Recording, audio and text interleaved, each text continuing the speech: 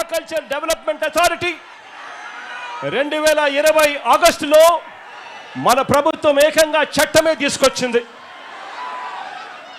ఈ యాప్సెడాకు సాక్షాత్తు ముఖ్యమంత్రి చైర్మన్గా ఉంటాడు అని చెప్పి యాప్సెడా చట్టంలో నిర్దేశించడం జరిగింది.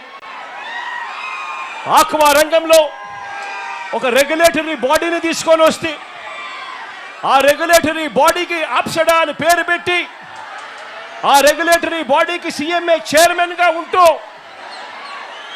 సీడ్ రేట్లు, ఫీడ్ రేట్లు, మందుల రేట్లు, ప్రాసెసింగ్, కొనుగోలు ధరలు, మార్కెటింగ్, వీటిలో ఎక్కడ ఏ సమస్య వచ్చినా కూడా రైతాంగానికి నేరుగా తోడుగా ఉండేది ముఖ్యమంత్రి ఉంటాడు అని చెప్పి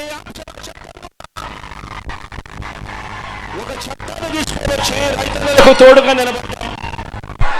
కానీ ఈరోజు ఏం జరుగుతుంది? ఈరోజు అదే చట్టాన్ని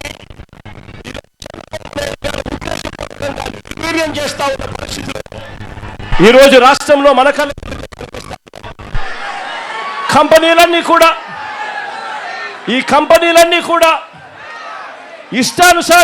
ఇష్టానుసారంగా ఫీడ్ ధరలు పెంచుకుంటూ పోతా ఉన్నారు. ఇదే చంద్రబాబు నాయుడు గారు ఎందుకు వీరిని నివారించలేకపోతా ఉన్నారు అని చంద్రబాబు నాయుడు గారిని గట్టిగా నిలదీస్తూ అడుగుతా ఉన్నాను.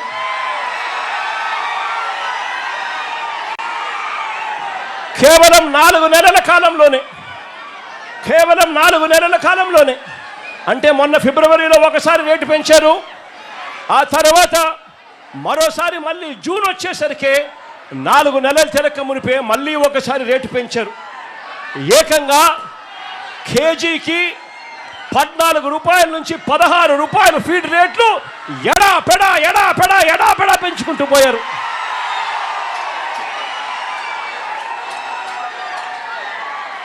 రైతుల అంగీకారం లేకుండానే, రైతుల గోడు వినకుండానే ఆప్సెడా చట్టాన్ని ధిక్కరించి వీళ్ళు ఇష్టానుసారంగా రేట్లు పెంచుకుంటూ పోతా ఉన్నారు. ఆశ్చర్యం ఏమిటి అంటే ఒకవైపున రేటు చూస్తే 4 నెలలు తిరక్క మునిపే ఏకంగా కేజీకి 14 రూపాయల నుంచి 16 రూపాయలు ఆక్వా రేట్లు, ఫీడ్ రేట్లు పెంచారు.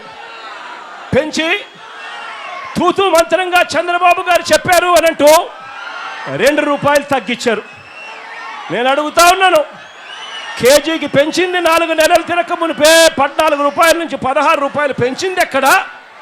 తగ్గించింది కేవలం ముష్టేసినట్టు 2 రూపాయలు తగ్గించడం అంటే ఏమిటి అని అడుగుతా ఉన్నా.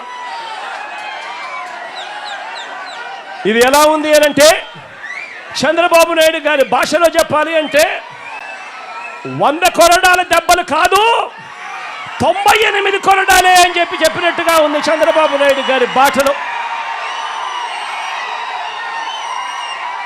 నేను అడుగుతా ఉన్నాను, ఈరోజు ఆక్వా పంటలో ఫీడ్ ఖర్చు 60% కేవలం ఫీడ్ ఖర్చే ఈరోజు ఆక్వా పంటలో అవుతుంది. అలాంటిది ఇష్టానుసారంగా ఫీడ్ రేట్లు పెంచుకుంటూ పోతే రైతాంగం ఎలా బ్రతుకుతుంది అని చెప్పి నేను చంద్రబాబు నాయుడు గారి ప్రభుత్వాన్ని గట్టిగా నిలదీస్తూ అడుగుతా ఉన్నా.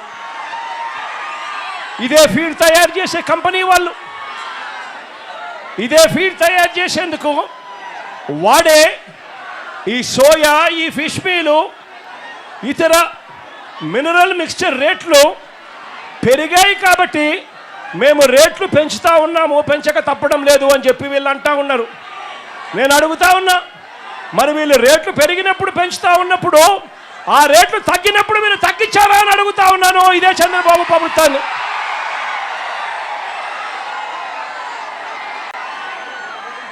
రేట్లు పెంచడానికి ఒక హేతుబద్ధత అనేది